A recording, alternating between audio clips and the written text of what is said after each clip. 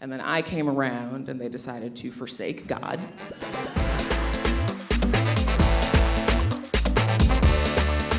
In my family, I'm the youngest of 3 girls.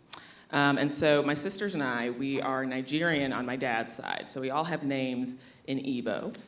And my sisters have these beautiful names, right? So for example, my oldest sister, her name is Chinelo, and her name roughly translates to the thoughts of God.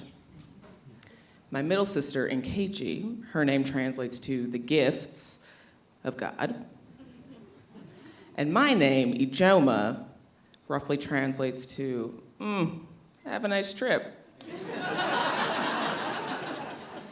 And when I was a kid, I had assumed that something traumatic must have happened to my parents. They had these 2 children who had inspired the awe of the universe, and then I came around and they decided to forsake God. And I found this really confusing as a child. And when I was 12, I started to be even more confused because I met my grandmother. So my dad's mom moved from Nigeria to where we were in Minnesota because she was sick for better health care. And my grandmother did not speak English. My sisters and I, we don't speak Igbo. And so we had to have my dad translate anything that we said to each other.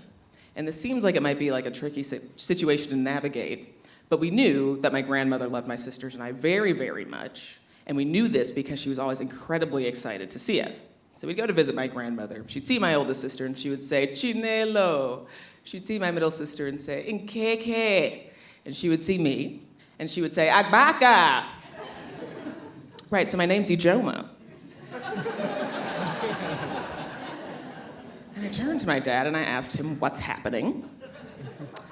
And he says, oh yeah, Agbaka. It's an Igbo word for handbag. So I asked him why. And so he asks his mother, and she explains to him, and then he translates and explains to me that whenever I come to visit my grandmother, I am always at my father's side, like a handbag. But she means that, she thinks I'm always there, I'm a constant. And I thought, well, that's sweet, that's actually kind of nice. And I'm wondering, can we remind her, just a little bit about my actual name? And so in my experience, when Nigerians gather, it's really important to have cable news on all the time, just blaring constantly. And so obviously my father was much more interested in that than whether or not his mother knew my name. To be fair to my father, he would always remind me, he would say, your grandmother, she knows who you are. And I was like, that's fair enough, I am the only one she's calling handbag. But it became very clear to me that I was gonna have to figure out if my grandmother remembered my name on my own. So, I was 12, so I thought things were possible. First I thought, well, maybe I can just learn some Igbo. Maybe I can string together enough words in Igbo so that, to ask her if she remembers my name. The reality is that to this day, I only know a handful of words in Igbo, like the word for hello, the word for white people, which does come in handy. And the number 9, none of these are question words. And even when I would try to speak Igbo to my grandmother, I would try to say kedu to her, she would respond with, she would make this face of part disgust and part George W. Bush impression because that's what he looks like. And here I am trying to speak the language of my ancestors and I get this stank face. And my grandmother would try to recover. She'd try to go from this to oh, good Igbo, but that was a lie. That was a lie. And so that plan wasn't gonna work. One day at school, I drew a picture of myself and I thought, great, I'm gonna show this to my grandmother. She's gonna look at it, she's gonna say, that's Ijeoma, and then I'll know she knows my name. So we get there, we're visiting with my grandmother. I'm trying to shove this shredded piece of notebook paper in her face, and I notice that her eyes aren't really focusing. So I asked my dad, can you tell her to look at this thing? And my dad reminded me that my grandmother had cataracts. So that plan also wasn't gonna work. But I did build my relationship with my grandmother in other ways. We both liked to dance, and so we would show each other dance moves, and if I ever, did something that she liked, she'd be like, ooh, Agbaka. Okay, handbag, So that was always positive. I'd also squeeze my cheeks and then squeeze her cheeks to try to tell her the reason why I have these cheeks, because she has these cheeks, and then she would squeeze my cheeks back, and so that was nice too. And even though I know that people can really love bags, I feel like the love that my grandmother had for me was the type of thing you would hope for between like a grandmother and her grandkid. You know, this was a love that had survived, you know, had gone across generations and had survived cultures and had actually survived translation, which was really incredible. I just didn't know if she knew my name. And you know, this is a question that I had for years, as in I went off to college and I was still a little unsure about all this.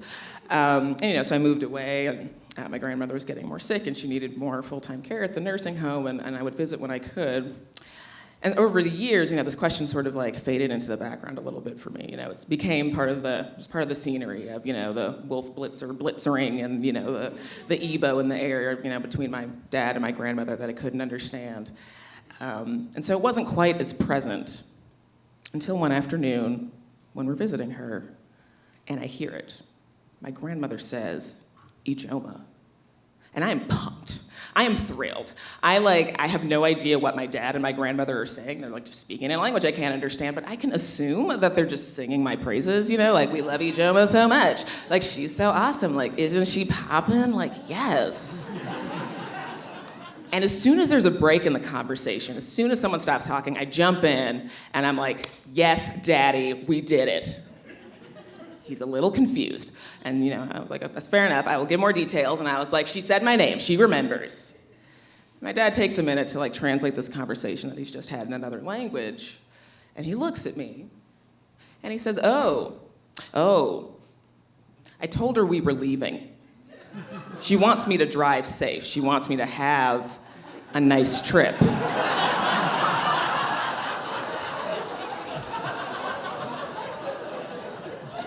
My grandmother inadvertently invoked my name to send her son and his human handbag of a child to send them off with well wishes, and to send them off with care, to send them off with love. And I decided that was kind of nice too. Thank you.